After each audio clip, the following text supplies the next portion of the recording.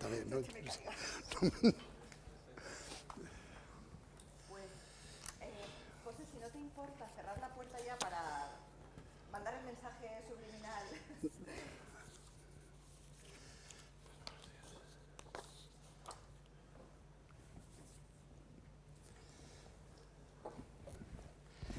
Y esto.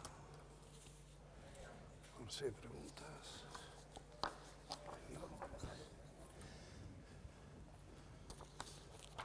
Cuando tú quieras.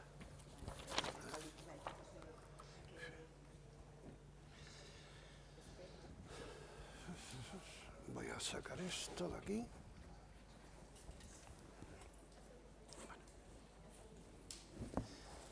Por si hay alguna pregunta. Tenemos a Rafa, que es profesor de inglés. Sí. Porque yo hay algunos acentos que no cojo, ¿eh? Yo es que soy de francés y entonces el inglés me ha ido bien en la parte de traducir y demás y tal y demás, pero lo otro, no, una de las habilidades mías no son para los idiomas. Entonces, bueno, uno lo tiene que asumir. Venga, cuando tú quieras.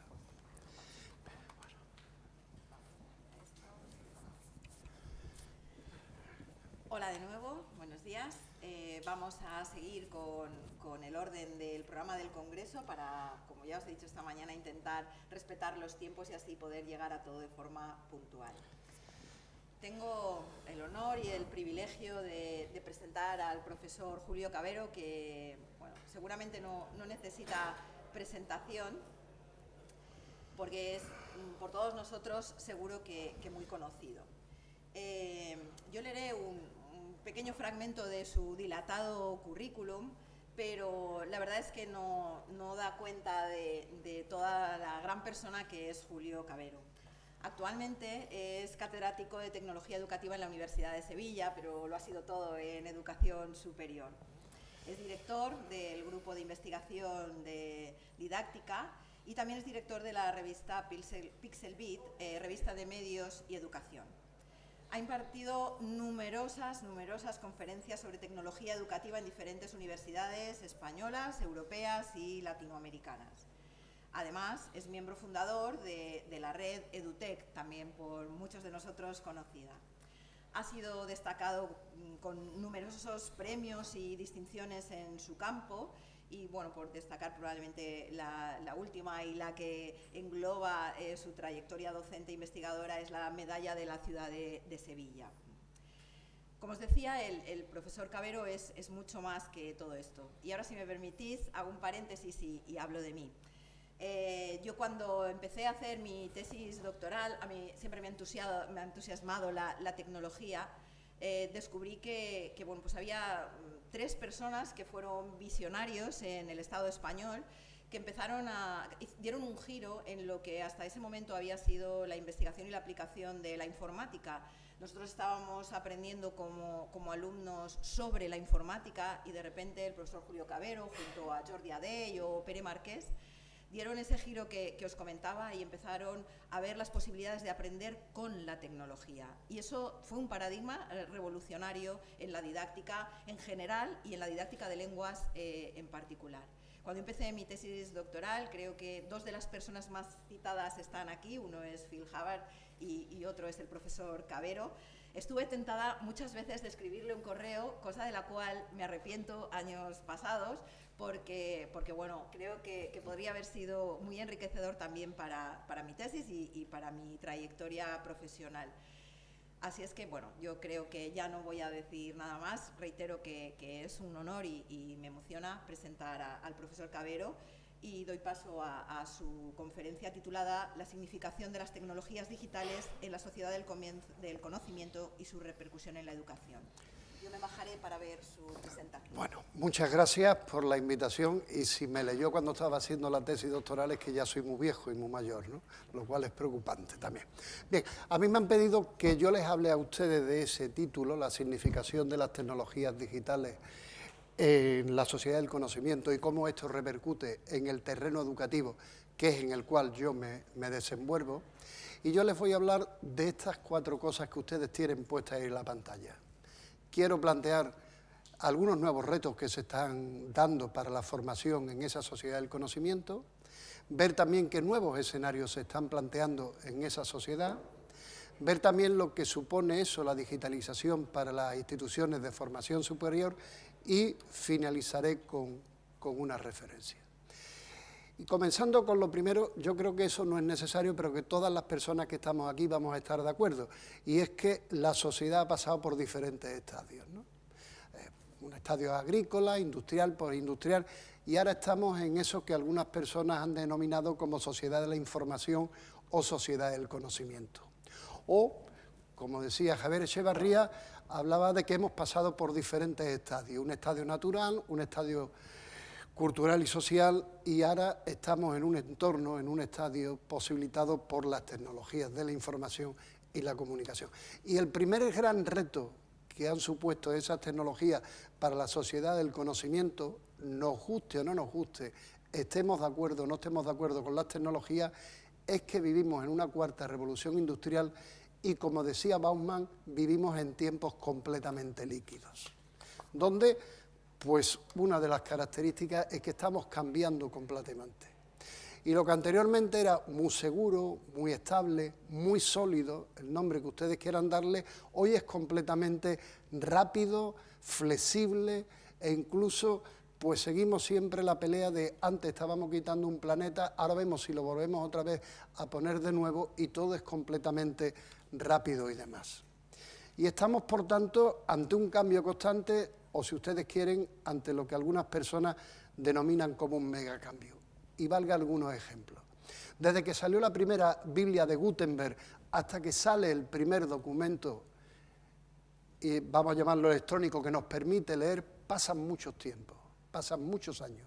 Pero ¿cómo se acortan esos años desde que está el primer elemento técnico que nos permite leer esos documentos digitales, allá aparecer otros documentos que ya no solo nos permiten leer ese documento, sino que nos permite leerlo de forma diferente, en un formato hipertextual, y nos permiten también, pues digamos, de alguna forma, trabajar con diferentes tipos de documentos que suponen diferentes tipos de lenguaje. Y si ustedes quieren ver también esa rapidez de cambio, cómo la tecnología que imperaba en ese siglo XVIII en Europa, que era la tecnología del tejer, tarda 119 años en extenderse fuera de Europa. Pero como una tecnología sin la cual hoy en día no seríamos capaces ni de vivir y posiblemente ni de pensar, tardó solamente 7 años en salir de Estados Unidos. O como en su momento ese logo que todos ustedes han identificado, en solo 6 años alcanzó 700 millones de seguidores. Fíjense que el cristianismo tardó mucho más tiempo en alcanzar esos 700 millones. O como esa famosa herramienta que ha creado esa disrupción en el ámbito de la educación, solamente en 2 meses llegó a alcanzar 100 millones de seguidores. Por tanto, nos guste o no nos guste, estamos viviendo en unos tiempos líquidos, estamos viviendo en una sociedad que se está transformando a gran velocidad y, entre otros motivos, gracias a las tecnologías. Tecnologías que han impactado en todos los sectores. También después nosotros nos centraremos en el ámbito educativo y yo les diré desde mi punto de vista dónde han insertado más, cómo menos y qué problemas han planteado. Pero lo que sí es cierto es que esa penetración no solamente es una penetración, vamos a llamarlo, para hacer más cosas y hacerlas más rápidas y hacerlas de forma más fiable, sino también puramente cultural. En Sevilla, lo mismo que aquí en Valencia, pues hay un carril bici, donde ustedes ven que hay algunas personas que vamos andando por un carril y otros que van en bicicleta por otro carril. En China ya existen carriles para diferenciar a aquellos que van andando y a aquellos que van chateando con el celular o con el móvil. Es decir, ha supuesto un cambio específico. Pero el cambio también es más dramático, porque las tecnologías van a crear también un paro tecnológico específico. Hay profesiones que existen en la actualidad que van a desaparecer. Incluso se empieza a plantear cómo esa famosa inteligencia artificial pues va a hacer que muchas series de trabajo se vean claramente modificados y se pierdan de lo que pueden ser los sectores. Ahí tienen ustedes 2 artículos, uno del 2013 y otro un libro de un periodista argentino, y cómo plantean que, decía que para el 2030 más del 30% de las profesiones que nosotros conocíamos ahora, pues que iban a desaparecer. Yo no sé si el 30% más o menos, pero lo que sí es cierto que el sector laboral se va a ver fuertemente reemplazado. Esto es una imagen de una cadena de hoteles en Japón, donde quien te recepciona, pues es un robot. La diferencia entre ser monstruito y una imagen más humanoide es que la del monstruito, el hotel está cerca del parque Disney, por tanto, para ir creando clima, ya te recibe una persona. O el clásico, esta es una imagen del aeropuerto de mi ciudad, donde, pues bueno, ya uno no pide, sino que rápidamente se va a la máquina, no te sirve el mesero, no te sirve el camarero, el nombre que ustedes quieran darle, y eso evidentemente supone una situación de paro. Situación de paro que ha hecho que aquellas empresas que no percibieron claramente que íbamos hacia una sociedad digital se vieron fuertemente perjudicadas, como pasó con Kodak, en un sentido negativo, o como ha pasado con Netflix, en un sentido completamente positivo. ¿Por qué? Pues porque las tecnologías pues, están impactando en todos los sitios, con sus aspectos positivos, sus aspectos negativos, y entre esos negativos no podemos olvidarnos el daño que también las tecnologías hacen al medio ambiente. Por ejemplo, el mantenimiento de todos los servidores en esa computación en nube, en esa inteligencia artificial y demás, necesita un alto consumo de energía eléctrica y necesita un alto consumo de sitios específicos para enfriamiento. Hay muchas empresas que empiezan a plantearse y ubican sus servidores en los casquetes polares para, digamos, que el consumo energético sea más limitado. O como, por ejemplo, este filósofo japonés, chino, coreano, ahora mismo ya no está, plantea que sí, que estamos en un sitio muy bonito, las tecnologías pero fíjense ustedes en las últimas palabras. Almacenamos grandes cantidades de datos sin recuerdos que conservar. Acumulamos amigos y seguidores sin encontrarnos con el otro. Es decir, todo esto tiene sus puntos positivos, sus puntos negativos, pero también, que es lo que aquí a nosotros pues, nos ha unido, esto está produciendo cambios verdaderamente importantes en la educación. Y tiene necesariamente que producir los cambios. ¿Por qué? Porque la educación tiene que responder a formar personas que viven en un momento histórico específico. No sería lógico que nosotros formáramos a nuestros estudiantes para un modelo de sociedad que ya no existe, como por ejemplo que fuera el modelo de sociedad agrícola, por muy bucólico que sea, ¿no? Y esas transformaciones pues se dan en diferentes aspectos. Hoy en día los contenidos no duran tanto como duraban antes. Anteriormente uno salía con unos estudios universitarios y más o menos podía tener una validez temporal esa serie de contenidos. Hoy en día la durabilidad en muchas carreras, cuando los chavales vayan a salir de egresados, muchos de los contenidos que nosotros les hemos presentado y los hemos preparado posiblemente no sean útiles y hayan cambiado. Sobre todo lo de las ramas técnicas y sobre todo también lo de las ramas de ciencias de la salud, con toda la significación que están adquiriendo las tecnologías. Pero también nos encontramos con un amplio volumen de información. De ahí que algunas veces se empieza a hablar de que, bueno, tenemos que tener otra serie de dispositivos para poner la información, porque nuestra capacidad de retención de información, tanto en la memoria a corto como a largo plazo, no es duradero. Y hoy en día, si antes uno decía que, bueno, mi periodo formal de formación duraba este tiempo, hoy en día la persona que diga que el periodo de formación dura un tiempo es la persona que está muerta, porque el aprendizaje a lo largo de toda la vida va a ser completamente necesario.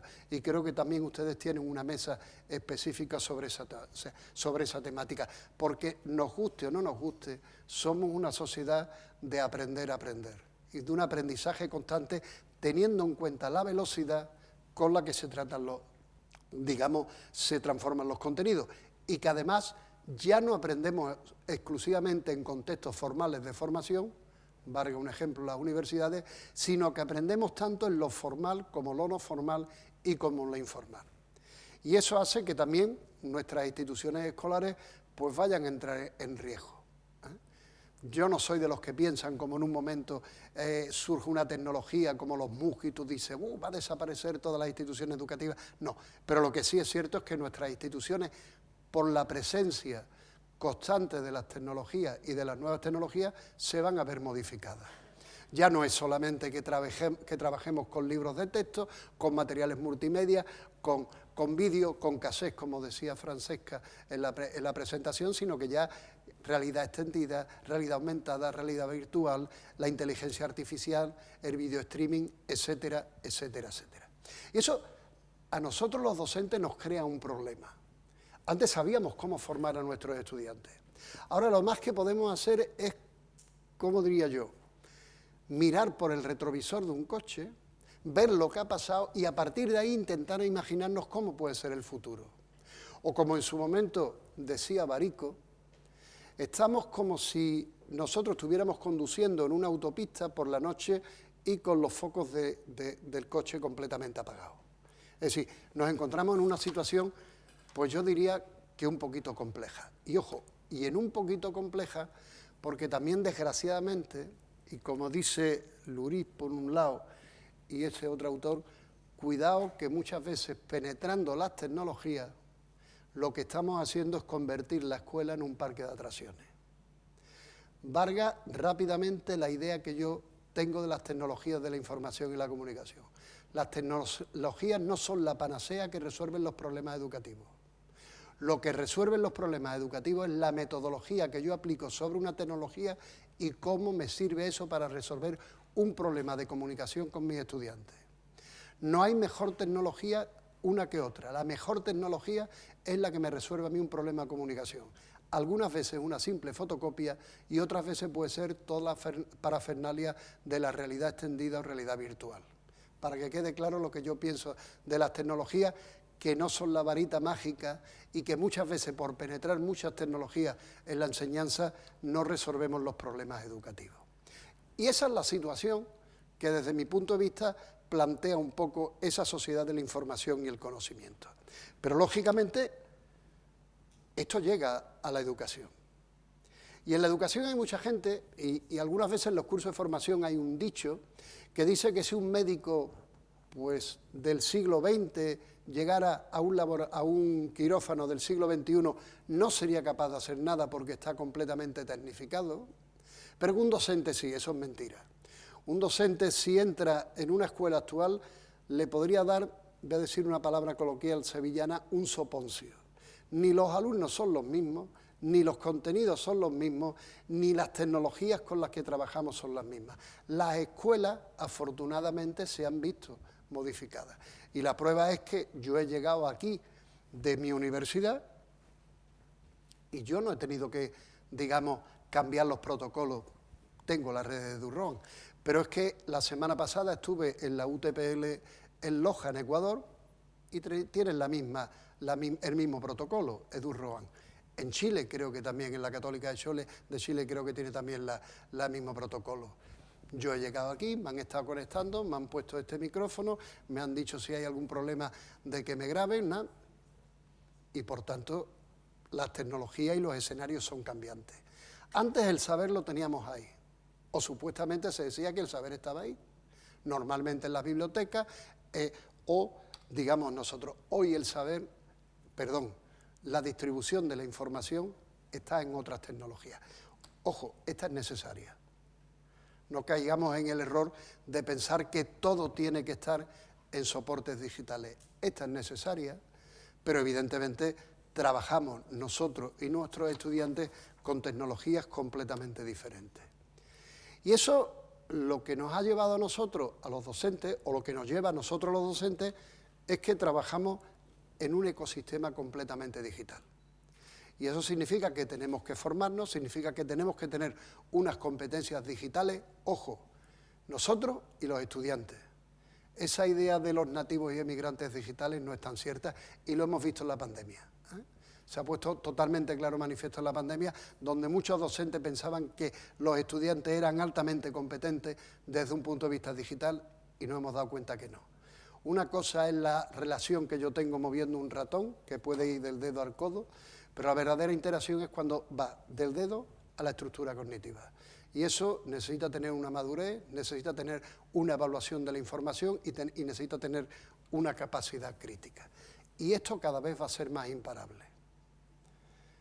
Va a haber tecnologías que, como siempre, pues todo el mundo, desde un romanticismo pedagógico, pensamos que va a cambiar la de esto, y va a haber tecnologías que todavía no han surgido, no están, como ponen de manifiesto muchos informes, el Educause, todo lo que ustedes tienen puestos ahí, pero que rápidamente se incorporarán. Y eso que desde mi punto de vista, hasta ahora solamente había dos tecnologías que habían cambiado la docencia. Una fue el libro de texto y otra fue Internet. El libro de texto, por una cuestión muy significativa, cambió la relación entre el docente y el discente. Cambió cómo en su momento se le presentaba la información a los estudiantes. Por ejemplo, durante mucho tiempo en Europa las universidades en la Edad Media no dieron la venia para utilizar los libros de texto. Una de las últimas universidades que dio la venia fue la de la Sorbona. No creo que nadie podría poner en duda hoy la calidad de esa universidad. Y otra ha sido, desde mi punto de vista, Internet. ¿Por qué? Porque Internet rompió las tres grandes variables de unidad donde nosotros nos movemos. Unidad de tiempo, unidad de espacio y unidad de acción. Todos los estudiantes con el profesor en el mismo tiempo, haciendo las mismas cosas y en el mismo escenario. Y eso lo rompió la tecnología de Internet, y posiblemente la tercera sea la penetración fuerte que está teniendo la inteligencia artificial y la inteligencia artificial generativa. Lo que sí es cierto es que, bueno, pues las tecnologías están sirviendo para muchas cosas. Nos sirven para crear escenarios enriquecidos por ellas, nos sirven también para ampliar los escenarios de formación en los cuales nos estamos formando. Todo el tema ese de las microcredenciales y cómo a lo mejor un estudiante podría hacer un currículum formativo elaborando cursos de diferentes instituciones formativas, van a flexibilizar la información, van a permitir que trabajemos tanto en lo formal como lo informal, tanto en lo planificado e intencional como lo inesperado. Muchos de nosotros, cuando tenemos algún problema, vamos a algún tipo de, a ver si existe un tutorial específico en YouTube sobre tal cosa y me permite resolver una serie de cosas.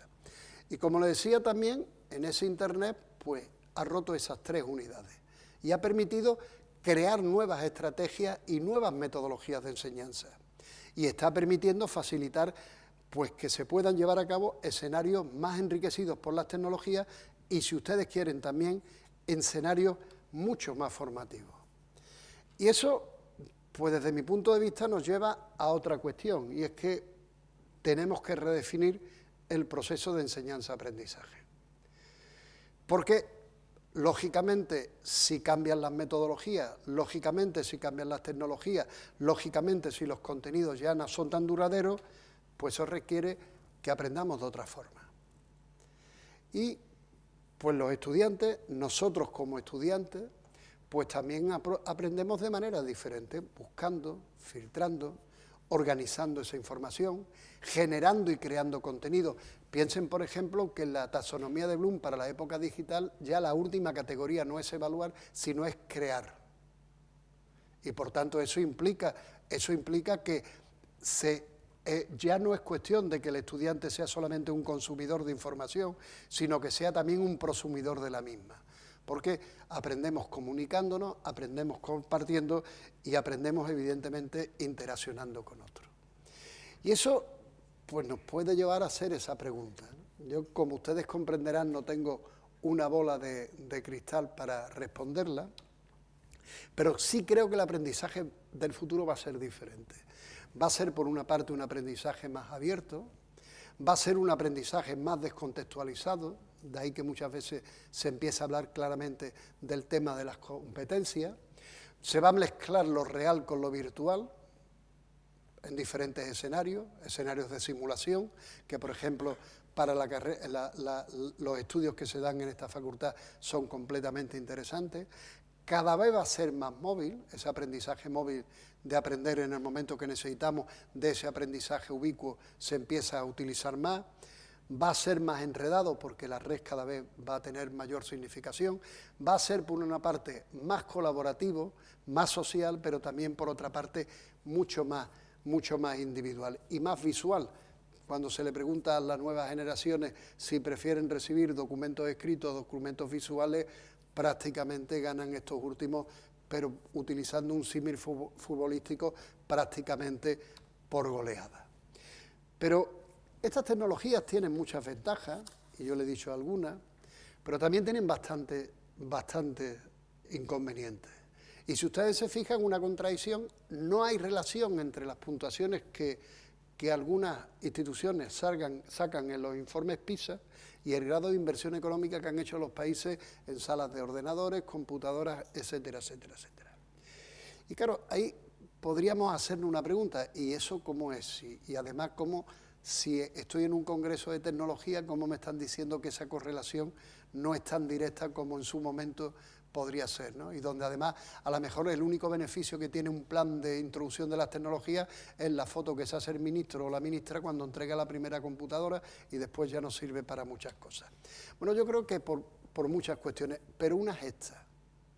Si ustedes se fijan en esas imágenes que son de 3 épocas diferentes, la enseñanza sigue siendo lo mismo. Es más, en la primera hay incluso algún estudiante que se está durmiendo, alguno que está, bueno, aquí leyendo el periódico, en este caso estaría chateando o mirando el móvil y demás, porque tampoco ha variado mucho cuando hemos metido Internet. Si ustedes se fijan, Internet muchas veces ha servido en las universidades para pasar de una impresora, de una universidad de la copistería, donde dejábamos los apuntes, a una universidad de la impresora. Yo le subo un documento en PDF, en HTML, el alumno lo imprime, el alumno lo memoriza, pero no ha cambiado nada la metodología. Más o menos sigue pasando como dice ese gráfico. Al principio te dicto mis apuntes, después te los pongo en fotocopia, después te voy a dar PowerPoint y ahora somos más modernos y lo subimos a la nube. Pero todo sigue igual. Y ese yo creo que es uno de los verdaderos problemas. Y tenemos que hacer un fuerte cambio desde mi punto de vista. Y es pasar de un modelo centrado en el profesor a un modelo centrado en el estudiante. Ojo, eso no significa que nosotros como docentes no tengamos, digamos, todas las competencias y seamos tan significativos. Significa lo mismo que ha pasado a lo largo de toda la historia de la educación, que tenemos que cambiar nuestro rol.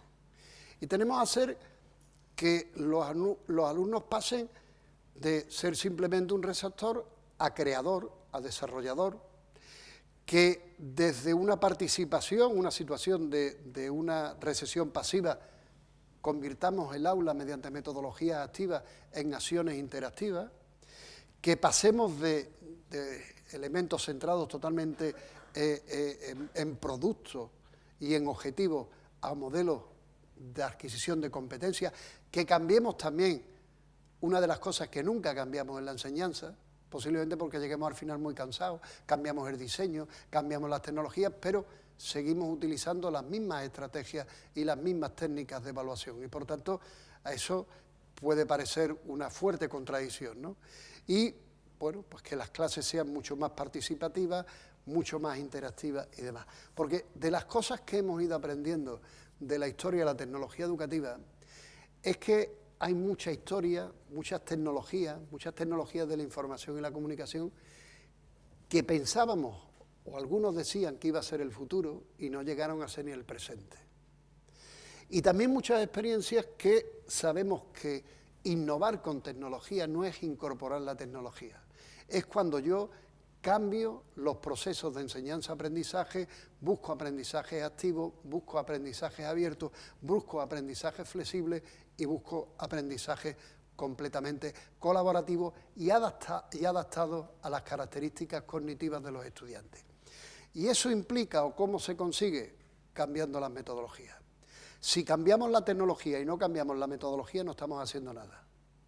Estamos simplemente incorporando más cacharros al aula, pero no estamos cambiando el sentido y la estrategia formativa desde mi punto de vista. Tendremos que empezar a cambiar las metodologías, a utilizar estrategias de aprendizaje colaborativo, de gamificación, narrativa transmedia, métodos de proyecto, comunidades de aprendizaje, aprendizaje basado en el debate,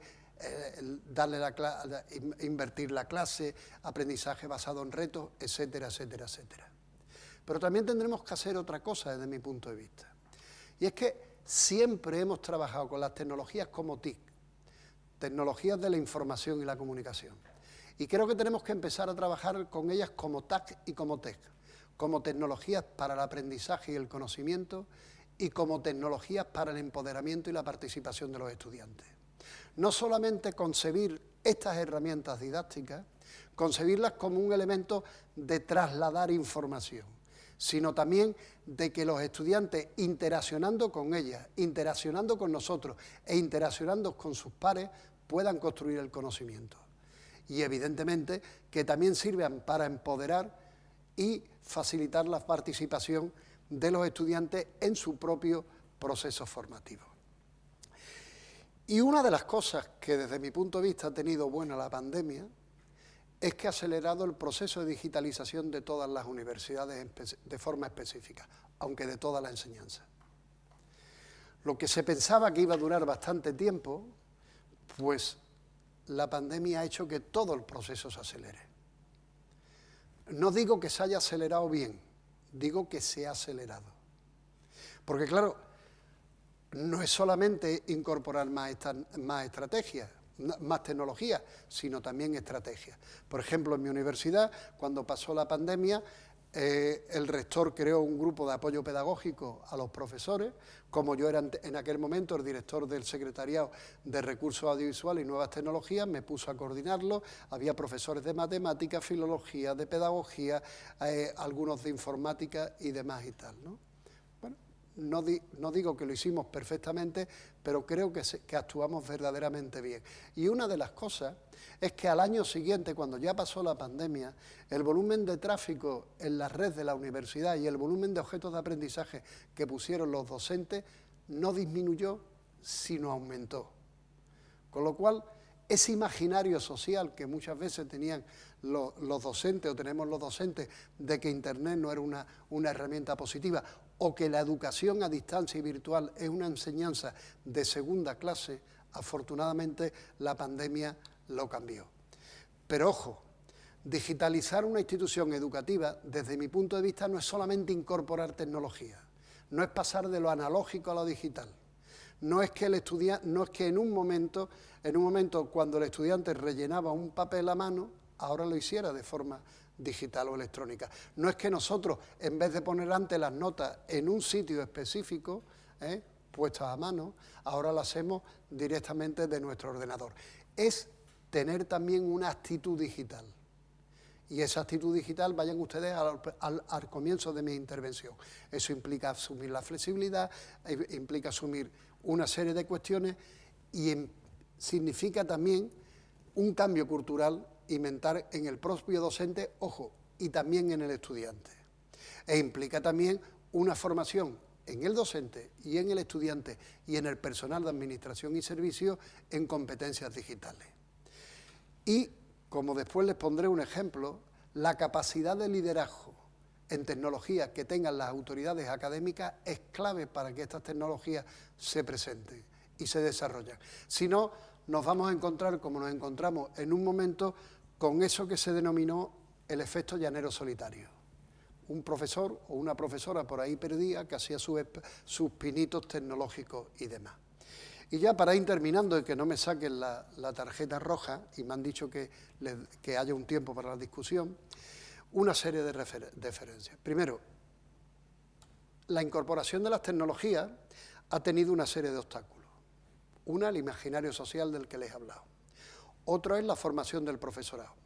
Pero hay otro también que es los aspectos organizativos. Yo creo que los docentes, como he dicho algunas veces, vivimos en una fuerte paranoia. Nosotros somos del siglo XX, nuestros alumnos del siglo XXI y nuestras estructuras organizativas muchas veces son del siglo XIX. No solamente hay que cambiar las metodologías, sino también las estructuras organizativas de nuestras instituciones, universidades, centros educativos, etcétera. Los cambios o son sistémicos o si no, los cambios puntuales sirven solamente para parchear.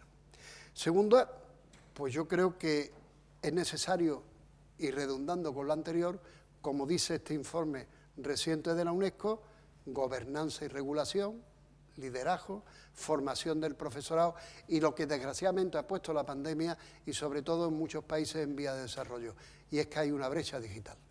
Y esa brecha digital pues ha repercutido. Pero también tenemos que pensar que esas tecnologías pueden ser de gran utilidad, en concreto para el objetivo 4 de los ODS. Y pueden ser y son de alto nivel y data. Sobre todo por, acuérdense lo que les he dicho, de cómo las últimas permiten romper esas tres unidades, espacio, tiempo y acción. Pero ojo, desde mi punto de vista y como escribió Humberto Eco, ese libro en el 68, por lo menos fue la edición en español de Apocalípticos Integrados, que estaban radicalmente a favor y radicalmente en contra, y siempre piensan, eso aparece, piensen ustedes lo que está pasando con la inteligencia artificial y la inteligencia artificial generativa. Yo creo que frente a esos dos grupos hay que crear un tercero, los críticos. Los críticos que decimos, mire usted, esto sirve, pero sirve si lo acompaña de una metodología, sirve si lo acompaña de una estructura organizativa, sirve si desde la propia universidad se establecen unos principios para la formación del profesorado. Porque los cambios, como les he dicho, son sistémicos y no pueden ser meramente tecnológicos, sino pedagógicos, organizativos y también, evidentemente, cambios políticos que faciliten la incorporación del docente a estas herramientas digitales, del estudiante a estas herramientas y del personal de administración y servicios. Mire, yo les hablaba antes de lo importante de los liderazgos y es una conclusión de ese estudio que hizo la Fundación Telefónica, es de centros no universitarios, de centros de toda España que eran bien considerados como centros de buenas prácticas de incorporar las tecnologías de la información y la comunicación. Fíjense que una de las cosas que por aquí aparecida era la capacidad, tener un liderazgo y un compromiso por parte de las instituciones de esas escuelas. Eso es clave para que después todo funcione. Si no, el engranaje va por otro lado. Y si se fijan ustedes en esas 12 puntos que hay, lo más importante no era la tecnología. Diseñar un plan, ir más allá del libro texto, un énfasis en las competencias, redefinir los tiempos, redefinir el rol del profesor, etcétera, etcétera. Por tanto, lo que cambia no es la tecnología, sino cambian otra serie de cosas. Y cambian otra serie de cosas y tenemos que cambiarla porque nos vamos a encontrar con grandes retos nosotros como docentes. Y ya les ponía los ejemplos de los coches. Uno, vamos a formar a estudiantes para trabajos que aún no se han creado, ni pensados posiblemente. Fíjense, por ejemplo, lo rápido que está adquiriendo la importancia de una carrera que es diseñador de PROM para la inteligencia artificial. Vamos a formar a estudiantes para tecnologías que aún pueden que ni estén pensados, para resolver problemas sociales y económicos que aún no han podido surgir, ¿no?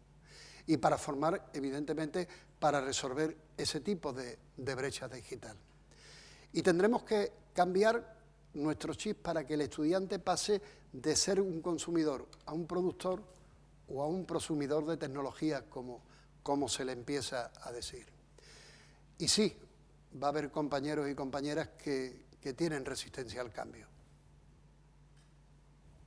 No podemos hacer nada. Porque además muchas veces estos profesores que tienen resistencia al cambio, con su metodología lo hacen bien y los alumnos aprenden. Lo que sí es cierto es que habrá que adquirir una competencia digital. ¿Por qué? Pues porque cada vez todo el entorno va a ser mucho más digital. Y tendremos que formarnos los profesores, pero ojo, muchos de los errores que hemos cometido en la formación del profesorado es porque solamente lo hemos formado desde un punto de vista instrumental y tecnológico.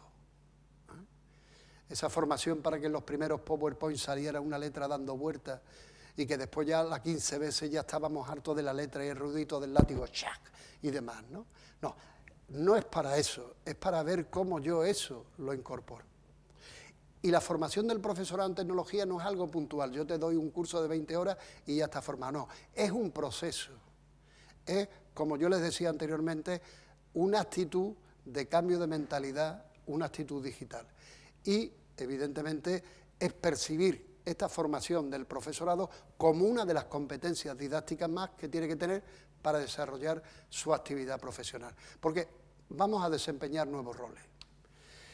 Y yo creo que dentro de esos nuevos roles, para mí el más importante es el de diseñador de situaciones mediadas de aprendizaje.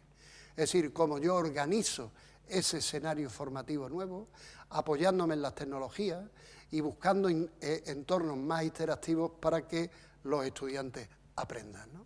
Pero también el estudiante tiene que cambiar esas estrategias.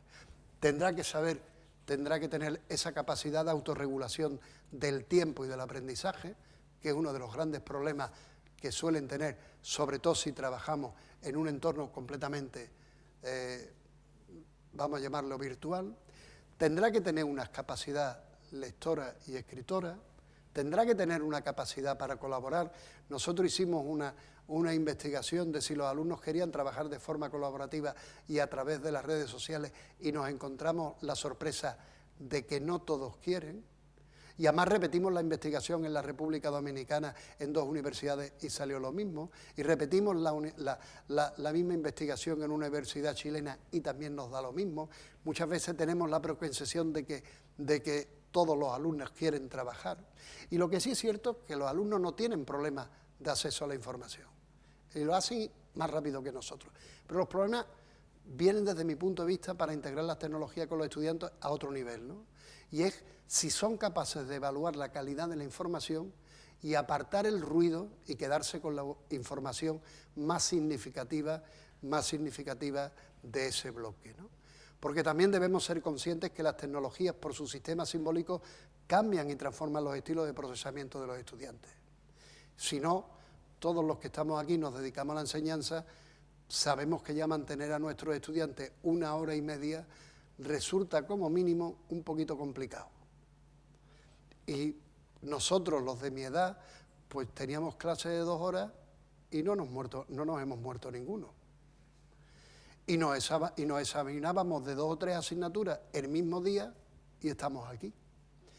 Si yo ahora a mis alumnos en mi universidad propongo, en el claustro propongo que los alumnos puedan examinarse de 3 exámenes al día, les aseguro cuál es la respuesta. Julio Cabero aparece ahorcado en la puerta del rectorado de la Universidad de Sevilla, directamente, sin discusión y sin pasar por ningún proceso de réplica.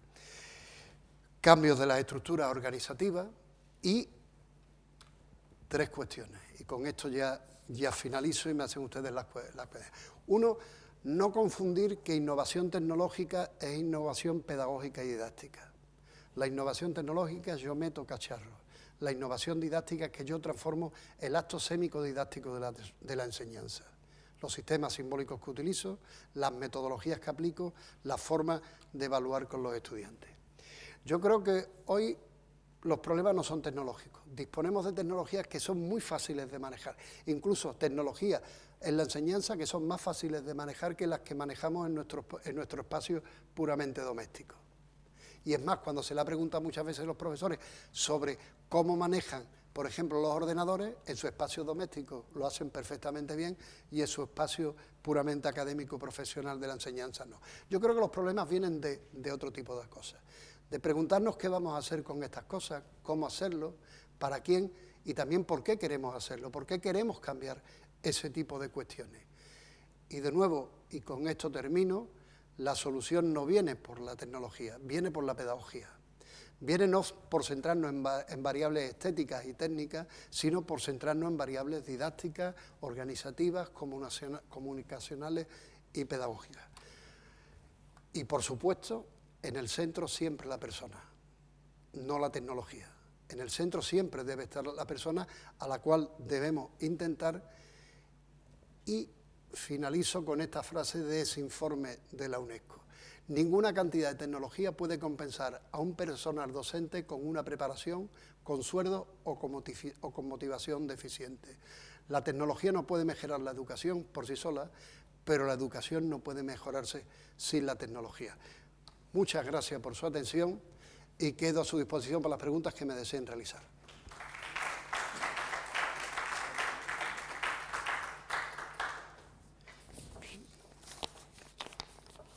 De tiempo, vamos bien de tiempo. Muchas gracias, profesor Cabero. Tenemos ahora unos minutos para poder realizar alguna pregunta, debate o reflexión. ¿Te facilitan el micrófono? Las preguntas que sean fáciles, por favor. Gracias. Me gusta mucho. Usted hizo alusión a tenemos las TIC, las TAC y las TEP.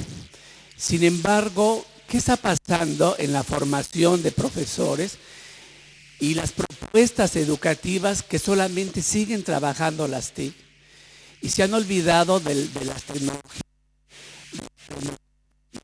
y mucho menos impulsa las TEP?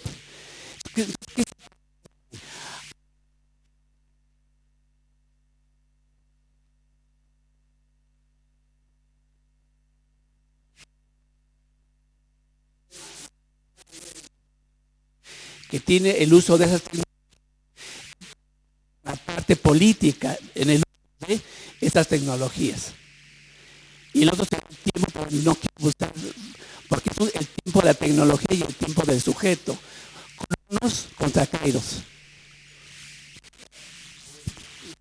Lo que pasa, primero, una formación del profesorado para el uso didáctico de las tecnologías requiere una formación teórico-conceptual y nos olvidamos de eso.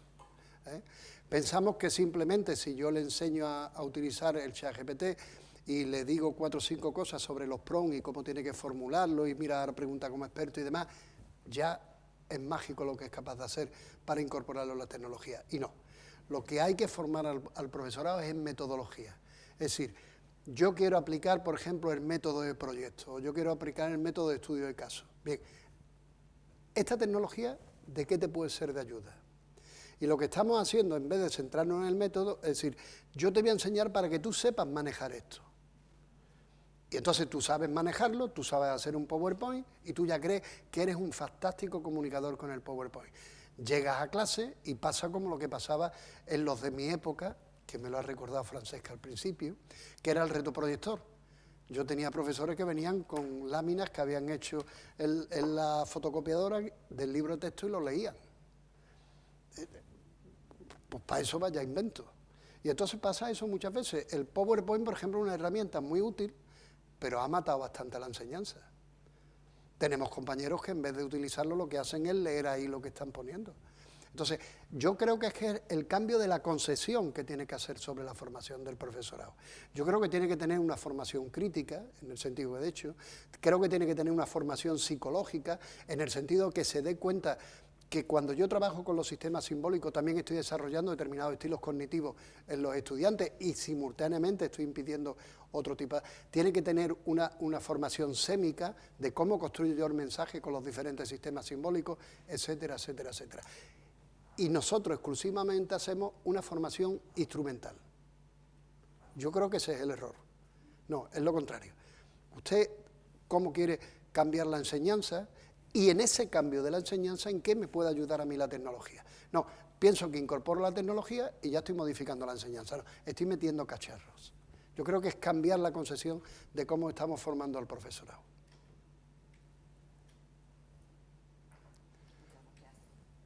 ¿Alguna otra pregunta?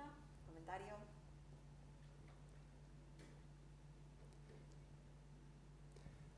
¿Alguna pregunta a la una? Como yo le digo a mis estudiantes.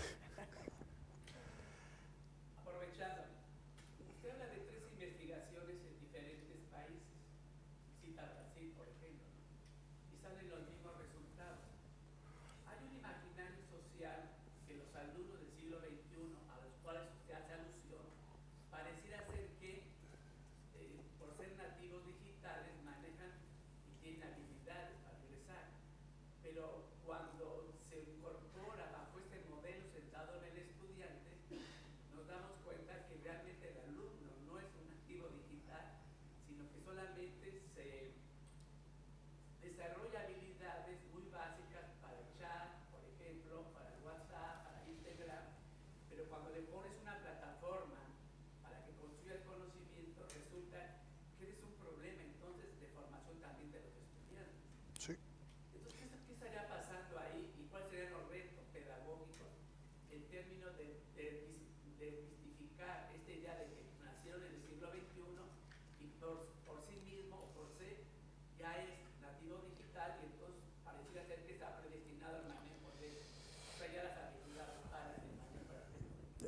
Yo creo que lo que pasó es que durante un tiempo se creó un imaginario social de que los alumnos eran competentes tecnológicos. Yo creo que muchas veces son más rutinarios tecnológicos que competentes puramente tecnológicos. Y ese imaginario fue creando.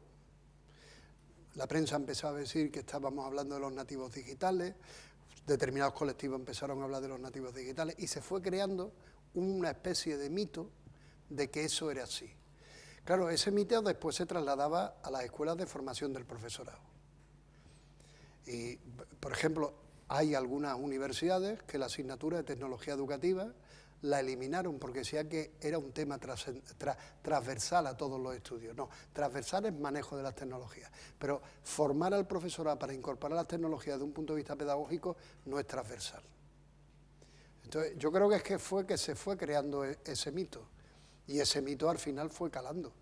Afortunadamente, ya hay muy pocas personas que desde un sentido, incluso aquellas personas que crearon digamos, ese eslogan publicitario, se han ido retirando. Porque claro, ese mito también era un gran cambio en la forma en la cual nosotros formábamos a los profesores. Si nosotros, por ejemplo, a los profesores y a los estudiantes, si nosotros nos vamos al marco Discon-Edu de competencias digitales de la Unión Europea, el último área competencial que tiene que desarrollar el profesor con los estudiantes es empoderar a los estudiantes. Es decir, formarlos para tener un uso activo, crítico, seguro de las tecnologías de la información, ¿no?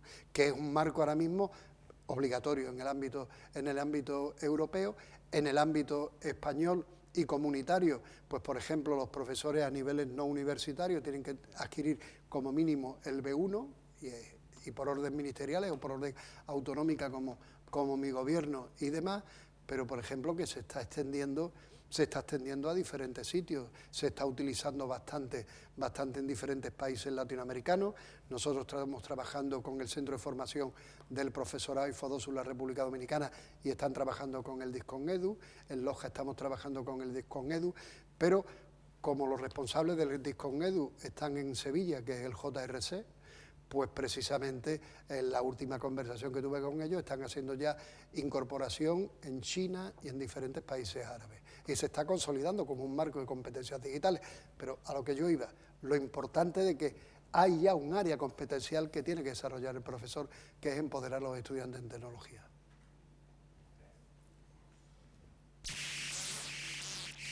No sé si ¿está bien? ¿No hace un ruido un poco? No sé.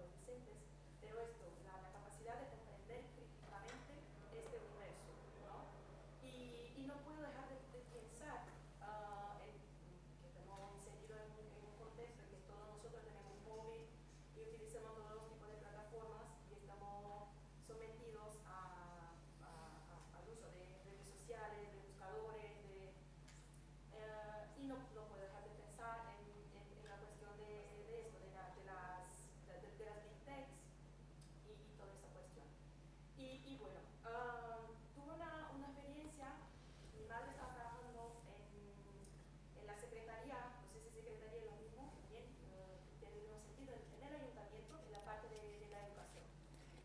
Y me causó espanto percibir que la prefectura, el ayuntamiento de la ciudad en que vivo, Porto Alegre, en Brasil, está utilizando para almacenar toda la información de la Secretaría del órgano público, los sistemas de Google. Utilizaban todo, como tenían tablets que son específicos de Google, y utilizaban ahí el Excel de Google, el Word de Google y todo el email institucional de los profesores y de la gente que trabajaba en el órgano público era de Google. Y me causó esto, me causó espanto, que claro, que una gran empresa de tecnología y que tiene ahí todos los datos, no solo de las personas, pero también los datos claro, de los proyectos y todas las políticas que se hacen dentro de la institución. Y bueno, y que los profesores, incluso mi madre, que es una mujer de más de 50 años, no percibían las implicaciones de esto, que están utilizando al final una plataforma o un conjunto de plataformas que pertenece a una gran empresa que tiene intereses privados, ¿vale? Así que, no sé, quería escuchar que me hace pensar esto, que yo creo que falta también dentro de este contexto de la clase de un letramento digital, esto, también un proyecto incluso político, y muchas veces proyecto político de la educación, de lo que estamos haciendo, Sí. y que muchas veces pasa por una falla muy grande, un agujero de políticas públicas. Y bueno, quería escuchar algún comentario, no sé, sé que el universo es muy diferente de Brasil de aquí, pero bueno. No, porque también aquí hay universidades instituciones que siguen lo mismo, ¿no? Yo lo que creo me imagino que lo que habrán firmado unos protocolos de seguridad de los datos y de todo este tipo de cosas, porque lo tendrá Google o tendrá otra máquina. Me imagino que eso como en mi universidad, pues, y como la de aquí, hay una serie de esto, ¿no? Bueno, desgraciadamente tenemos que terminar para ser puntuales con el programa, pero bueno, como nos vamos a estar encontrando en el resto de eventos, podremos consultar al profesor Cabero en cualquier otro momento, ¿de acuerdo? Muchas gracias. Bueno,